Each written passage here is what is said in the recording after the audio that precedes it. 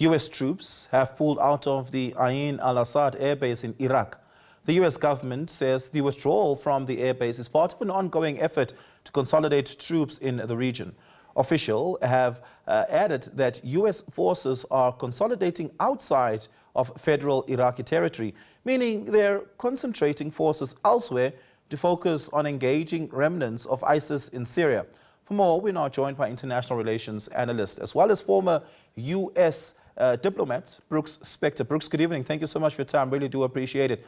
How significant is this complete withdrawal from Iraq? We've seen the U.S. attempt withdrawals in the past. We've seen it attempt withdrawals from Afghanistan. And we've seen the sort of destabilization that comes with a complete withdrawal in an occupied territory by an armed force, particularly a military. How significant is this instance? Well, it is significant. Well, first of all, good to be with you this evening. Let's be clear. The amount of the number of U.S. personnel in Iraq proper was well down to just a mere handful, relatively speaking. They were not an occupation force. Those years, obviously, we look back to 2003, 4, 5, 6, 7. There were upwards of 170,000 personnel in Iraq, and that by most definitions would have qualified as an occupation. Now the forces have left that air base, as your intro explained, and the forces that are in the territorial limits of Iraq, as seen on a map, will be in Erbil, which is in the far northern part, northeast part of Iraq, which will continue to coordinate with the Kurdish forces in dealing with those ISIS remnants.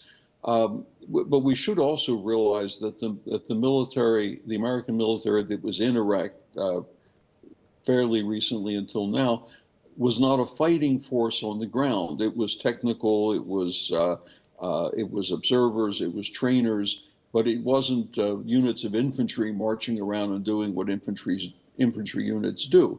That period is past. What this also serves to do, and I think this is the most important part, it turns a page on the engagement of the United States in Iraq. That was a dreadful period. It was initially undertaken on information that was either false or deeply misunderstood, and the end result was a rupture of a society that, although it was being run by a brutal dictatorship and its people, the end result was much of the country was shattered afterwards. How we're going to evaluate the effect of it ultimately 10, 20 years from now may be a little different, but it is not exactly something we should delight in the way it was handled. No. Yeah. Now, Iraq neighbors and borders Iran. It seems quite counterintuitive that America, that was threatening an invasion of Iran not too long ago, would withdraw its troops from Iraq, unless, of course, they were doing this preemptively to prevent Iran from striking American air bases, or American bases rather, as they've promised they would, in retaliation to America in Iraq, that is. We've seen them do this in Qatar, for instance. Nothing seems to would have stopped them from doing the same in Iraq, perhaps even Kuwait, Saudi Arabia, Syria, which is not too far off for Iran either. Afghanistan is another target in its bordering ambit. But let's be clear. The United States wasn't threatening an invasion of Iran. The United States was mulling over the American leadership anyway. The whole country wasn't involved. The leadership was mulling over the possibility of yet more airstrikes to presumably restrain the Iranian government from the further killing of its citizenry and presumably the execution of demonstration leaders.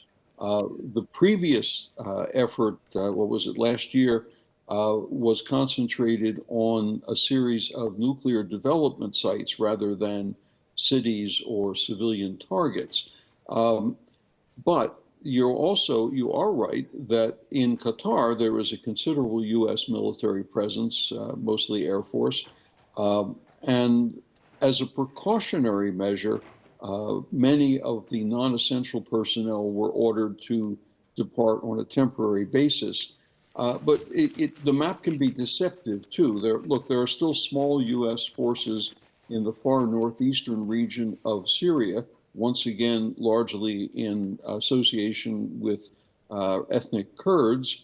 Again, that small portion of personnel in northeastern Iraq, and again with the Kurds. There are no U.S. forces in Afghanistan, and certainly no rational person would argue for it to happen again. We can spend too much time worrying about the likely destabilizing circumstances without also managing to keep in mind the kinds of things that restrain escalation or that restrain additional forces. And we need to keep all those different balls in the air at the same time and manage to pay attention to each of them. Yeah, Brooks, we're going to have to leave it there. Thank you so much for your time and your insights this evening. Really do appreciate it.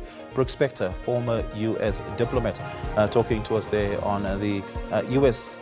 withdrawing its troops, all of them, from Iraq.